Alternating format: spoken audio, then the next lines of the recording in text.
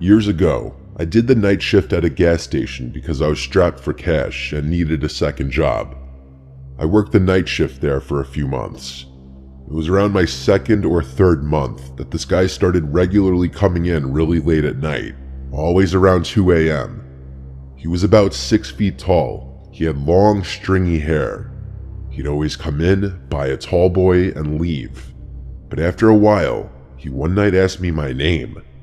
I told him my name, and he just kept saying, "Rob, I like that," as he'd laugh to himself.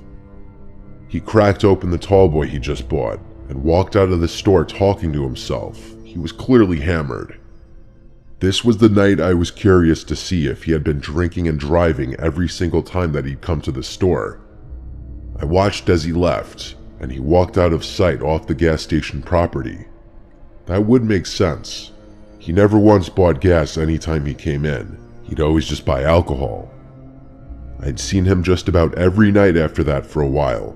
He'd come in, some nights noticeably drunker than others, and sometimes he'd just lean on one of the shelves for a while and not say anything. He'd always greet me with a "Hey Rob" anytime he'd come in.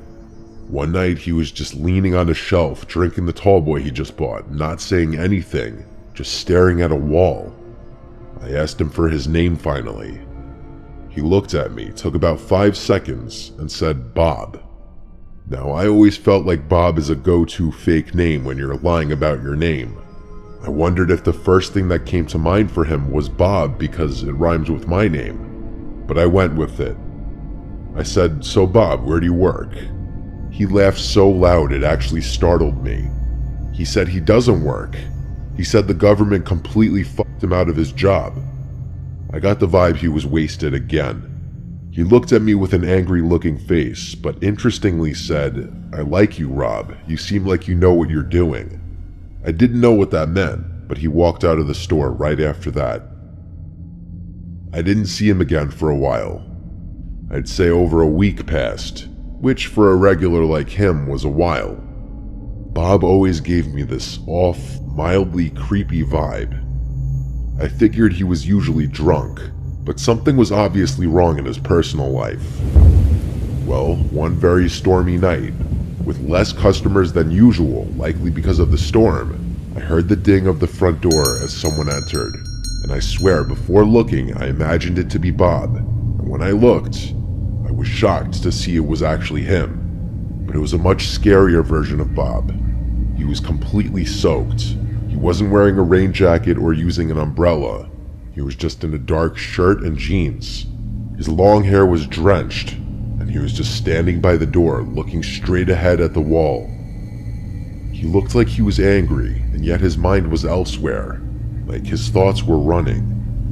The way he was standing there blankly, staring at nothing, completely soaked, it was freaking me out. I said, "Bob, are you okay?" He didn't turn his head or move.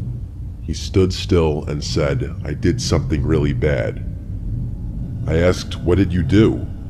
He then looked at me, said, "I need somewhere to hide," then walked past me at the register towards the little restroom hallway.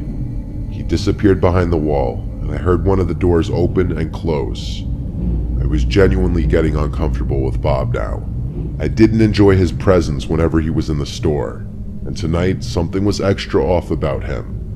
He seemed like a zombie, and that "I did something really bad" comment was incredibly creepy. Some time passed, and Bob never came out from the bathroom. I assumed he was wasted again, probably passed out or puking. Either way, I didn't want to intervene. And then, the next thing I remember, the lights to the place cut out, and the store was completely dark. I was standing in a pitch-dark gas station during a major storm, with an unhinged drunk man. I used the flashlight from behind the counter to make my way towards the back of the store by the inventory storage and the panel board. The door to the back was in the same little hallway as the restrooms. As I walked by the 2 restroom doors, both of them were ajar, and Bob wasn't in either of them. I went through the door to the back. I was planning on going straight to the panel board, but I stopped when I heard a slight dripping in the room somewhere, and the squeaking of wet shoes. My heart sank into my stomach. I said, "Bob," in a very weak and scared voice. I heard squeaks right to my left. When I pointed my flashlight in that corner, there was Bob, with his eyes opened wide, and he lunged at me and started screaming, "I'm gonna fucking kill you." I pushed him off of me as he was clawing at my back. I ran back through the door to the front of the store. He didn't follow me. I grabbed my rain jacket and ran straight to my car. I sat in my car as I dialed 911 and spoke to an operator. I stayed on the line with her, and it didn't take long for a couple police officers to arrive and go inside with me. Bob was still hiding in the back room, huddled in a corner, apparently like some rabid creature. His pupils were huge. I only noticed it then. He was on something. They took him to the station after I told them that he lunged at me, threatened to kill me, and stated that he did something really bad earlier. I found out over a month later that this Bob guy's real name was Martin. He had brutally beaten his ex-wife to death. It might have happened on that same night that he came into the gas station. Long story short, I never wanted to work another night shift at any job ever again after this night.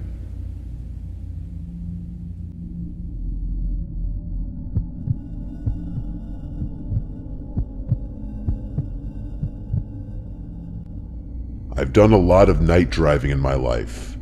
Not for work or anything. My old friend group and I would always just stay out till crazy hours when we were in our late teens and early 20s. I guess you could say we were the losers. We thought staying out till 5 a.m. every weekend hanging at parks or in parking lots was cool. Looking back, it was a stupid waste of time. But basically for that reason, I've done my fair share of driving at off hours in the night.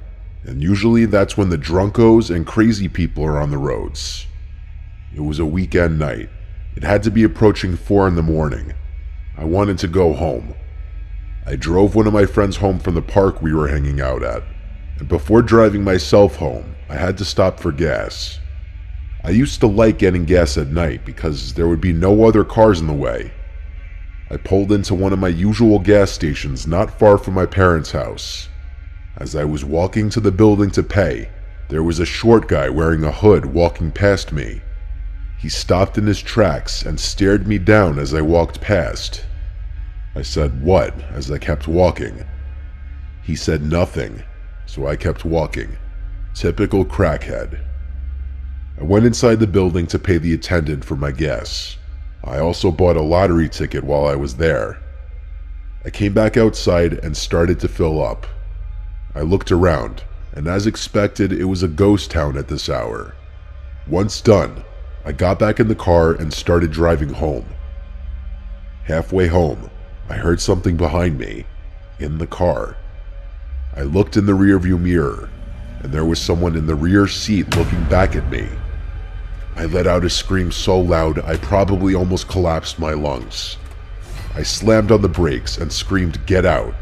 It was the dude from the gas station. I opened my doors and started screaming help, knowing at least a couple people would come out from their houses. Sure enough, a couple houses' porch lights turned on, and I saw some doors opening. The guy got out of my car and said, "I could have slit your throat." As some people came out of their houses, he started to run away down the street. I didn't chase after him. A couple people came over to me and asked if I was alright, and I told them how a stranger was in my back seat. By now the guy was out of sight. I wasn't about to start driving around after a crackhead.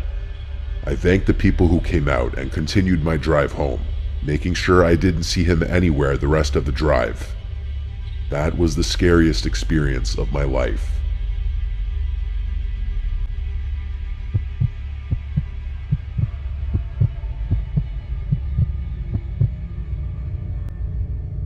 This event happened in the mid-60s in the Atlanta area. At that time, I was about 8 or 9 years old. My father taught school in a suburb of Atlanta that was some distance from where our home was located. I went to the same school where he taught, so I rode with him every day. However, we had to get up very early each morning and head out before the sun was up. We always stopped several mornings each week to top off on gas at a small, independent station. We were often the first car there shortly after the station opened. In those days, everything was full service. There was a booth with an attendant who would come out and fill your tank, wash your windows, etc. He would always be carrying a wad of bills in his pocket and a device on his belt from which he counted out coins. Behind the pumps were tiny bathrooms. I would often use the bathroom on mornings that we stopped there, as it was a fairly long drive.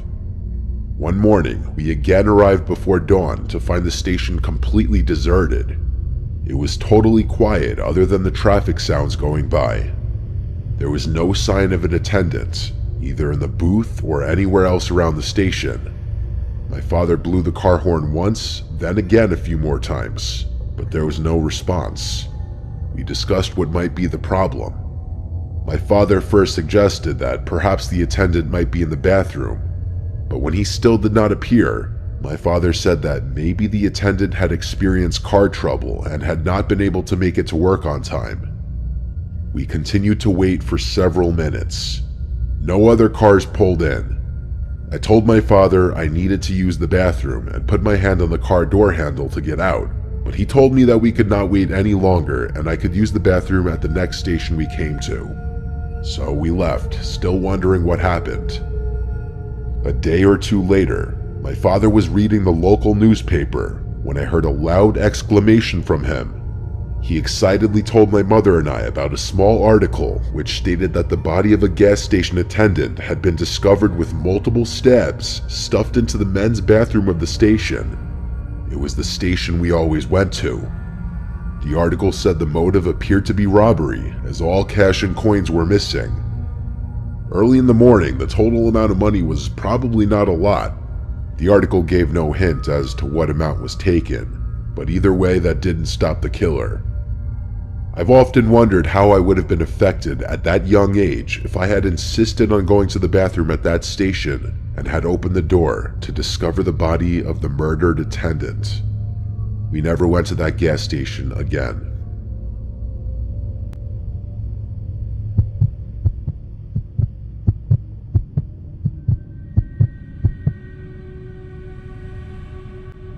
This took place when I was 25. I was driving from North to South Texas, and due to my work schedule, I could only do this late at night. I was on Route 281 for much of the drive, and at these late hours, it was an easy, straight drive. I just had to keep myself awake. I was already kinda shot from work, and then getting on the road right after was brutal. I had to keep making stops for coffee at random gas stations just to keep myself going. I think it was my third time starting to feel a little sleepy, and on top of that, I needed to fill up my tank as well. I pulled into the first gas station I could find on the desolate side roads. I can't remember what kind of gas station it was, maybe a Sunoco or Shell. There was one other car in the parking lot. I parked next to one of the pumps and went inside. There were two people in the shop, the cashier, and then I noticed another guy pacing down the aisles. I went to the coffee maker and poured myself a cup. The guy who was pacing around came up to me and said, "Careful, it's hot," and then he laughed. It was a piss-poor, creepy, unnecessary attempt at starting a conversation that I didn't bite at. I was not in the mood.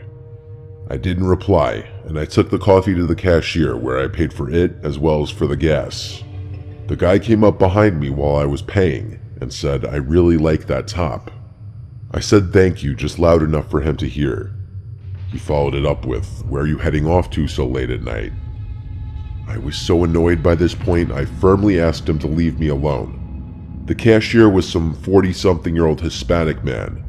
I wasn't sure how much English he understood, or if he was even reading the situation that was happening in front of him, but he was also a smaller, shorter man, and it was doubtful he was going to step in at all. The man behind me said calm down after I asked him to leave me alone. I left the shop without saying another word and went to my car. I heard the door open again a few seconds after I left the shop. I was next to my car now, preparing to fill up the tank. As gas started pumping into my car, I heard his footsteps on the concrete over on the other side of the pumps. Then they stopped. When the footsteps stopped, I glanced over, and I noticed him, creepily standing on the other side of the pump I was using. He was quite literally just standing there watching me. He wasn't filling up gas. There wasn't even a car there. I started considering grabbing my pepper spray from my center console. The guy said, "Are you alone?" When he asked that, the gravity of the situation escalated greatly. I replied, "No, my boyfriend is in the car." I opened the door and quickly grabbed the pepper spray from the center console. I grabbed it and held it at my side, pretending to still be focused on pumping the gas. The man was inching his way around the gas pump, like he was coming around to my side. He said, "I don't see anyone in the car." I pulled out the pepper spray and aimed it up at the man, and he laughed and backed away. He said he was just trying to make conversation. He was walking backwards with his focus locked onto me still. I was just about done pumping gas. Then I felt and heard a clank. The gas stopped pumping. My tank was full. I had like $6 worth of change. I had to go back inside to get it. The man was in between the shop and I. I had to make a choice. I made the decision to get my change. I had my arm up in the air still, pointing the pepper spray can at him. He continued to back away, chuckling. When it was safe, I turned my back to him and entered the shop and asked the cashier for change. I told the cashier that that man was making me really uncomfortable, but it seemed like he didn't really understand what I was saying. Once I got my change, I looked out the glass door into the parking lot before leaving. I didn't see that man out there. I was scared to go out there. Like, what if you were hiding somewhere? I stepped outside in front of the shop. I didn't leave that little sidewalk. I just stayed there, looking around. That man was gone, out of sight, which meant he was absolutely hiding. Eventually, a pickup truck pulled into the parking lot and pulled next to one of the pumps. A large man with a beard stepped out, and I went over to him asking him for help. I asked him to check if there was a man hiding behind my car. He was confused, but he did it for me. He got to the other side of my car, and he yelled, "What are you doing?" And there went that creepy man, hurrying away from behind my car. He started to run away into the darkness surrounding the gas station. I thanked that man so much, and he said in his thick southern accent to be careful out there. I left that parking lot in a hurry, and I continued the rest of my drive. That creepy man was 100% waiting to pounce as soon as I unlocked my car doors, and that's really disturbing to me.